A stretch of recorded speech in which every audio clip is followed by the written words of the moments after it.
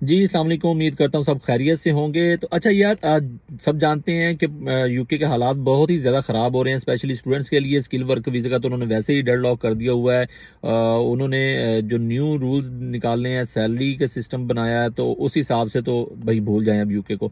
जो आ गए हैं उनकी खुशकिस्मती है, और जो न्यू आने चाहते हैं उनकी बदकिस्मती समझ लें। तो इसके बाद क्या आपके ऑप्शन बचता है कि आप इसके अलावा अब किधर को मूव करें?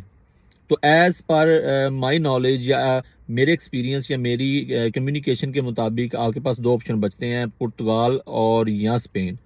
पुर्तगाल सबसे बेहतर इसलिए मैं कहता हूँ, उसे पहले नंबर पे प्रायोरिटी पे इसलिए आपको बताया है क्योंकि वो आपको जो है वो 6 टैक्स देने के बाद आप वहाँ से टीआरसी ले सकते हैं, टेम्परेरी रेजिडेंस कार्ड जिसे बोलते हैं। स्पेन में भी ले सकते हैं, लेकिन स्पेन का थोड़ा सा लंबा प्रोसेस है, और इसको मैं आपको डिटेल में इस वीडियो में बताता हूँ। तो कुछ यूं है पुर्तगाल के हालात कि अगर आप वहाँ पे लीगली एंट्री करते हैं, जैसे कि आप विजिट वीज़ा लगवाते हैं और वहाँ पे आप स्टे कर सकते हैं। यूके और यूरोप के सबसे एक बड़ी चीज़ में डिफरेंस ये है कि अगर आप यूरोप विजिट पे चले जाएं, वो आपको वहाँ से नहीं निकालते। आप वहाँ पे टैक्स देना स्टार्ट कर दें तो वो आप वहाँ पे लीगल कंसीडर करना शुरू हो जाते हैं। आप टेम्परेरी रेजिडेंस कार्ड ले सकते हैं, लेकिन यूके अकॉर्डिंग इसके टोटल ही डिफरेंस जो है सिनेरियो है। आप यहाँ पे ऐसा नहीं हो सकता, अगर आपका विजिट वीज़ा है तो वो ख़त्म होने वाला है, तो आपको यहाँ से एंट्री आउट करनी पड़ेगी, वरना आप इलीगल उसी टाइम हो जाएंगे। यहाँ पे कोई ऐसा सिस्टम नहीं है आप टैक्स दें या कुछ ऐसा, ख़त्म स्टोरी। अच्छा, तो पुर्तगाल में जब आप लीगल एंट्री करते हैं और इलीगल करते हैं, इसमें दोनों चीज़ों में डिफरेंस सिनेरियो है। अगर आप लीगल एंट्री करते हैं तो आपको 6 टैक्स देना पड़ते हैं, उसके बाद आपको वहाँ पे कॉन्ट्रैक्ट लेना पड़ता है।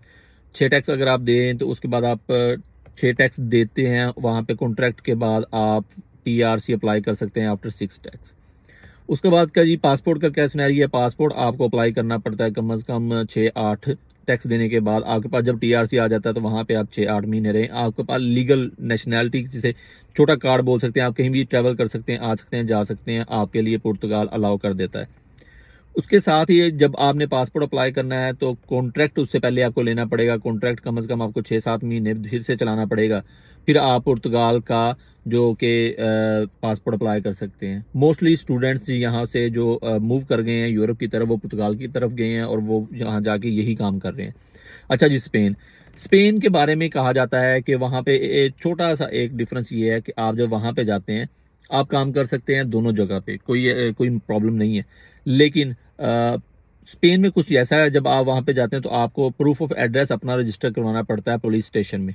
और वो कैसे करवा सकते हैं? आप जहाँ पे अकामोडेशन लेते हैं, अगर तो वो बंदा आपके जानने वाला है तो आप वहाँ पे उससे कम्युनिकेट कर लें, या उसे किसी तरह का एग्रीमेंट करना चाहते हैं तो वो कर लें कि भैया को 150 मंथली दूंगा तो मेरा प्लीज़ ऐसे कर दें। 3 साल तक आपका जो है प्रूफ ऑफ एड्रेस, वो सेम रहना चाहिए। आप उसको कुछ दें या ना दें, वो आपकी अपनी पर्सनल जो है वो होती है, एग्रीमेंट सिस्टम होता है। जब आप ऐसा करते रहते हैं पुर्तगाल और स्पेन में, तो आप स्पेन में 3 साल बाद आप वहाँ की नेशनैलिटी ले सकते हैं। स्पेन में आपने पासपोर्ट कैसे लेना है? जब आपके पास वहाँ की नेशनैलिटी आ जाती है तो वहाँ पे आपको थोड़ा सा एक डिफरेंट काम ये होता है कि आपको फिर कॉन्ट्रैक्ट लेना पड़ता है वर्क वीज़े का।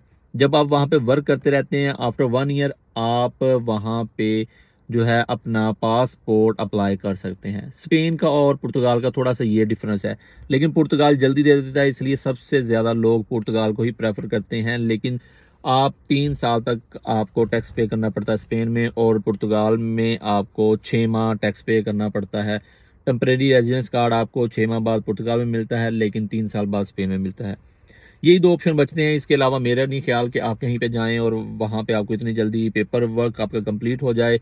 लिहाजा Europe is a better good option for all of the student जो रिसेंटली यहाँ पे आए हैं, लेकिन अब उनको भी समझ आना स्टार्ट हो गया है, वो भी सख्तियाँ कर रहे हैं यूरोप वाले भी। इससे पहले कि मज़ीद सख्ती हो जाए, अगर किसी ने मूव करना है तो मेरा ख्याल है कि बेटर ऑप्शन यही है कि आप यूरोप निकल जाएं। इतना पैसा लगा के यूके खज्जल खराबी होने की तरह मेरी तरह तो ना आए, क्योंकि मैं तो 2-2.5 साल पहले का आया हूँ, लेकिन वो वक्त अच्छा था। So good option for Europe, तो मूव करें और अपने पेपर वगैरह पूरे करें। तो बाकी अल्लाह पाक खैर करेगा जी। ओके जी, अल्लाह हाफिज़, अस्सलाम वालेकुम।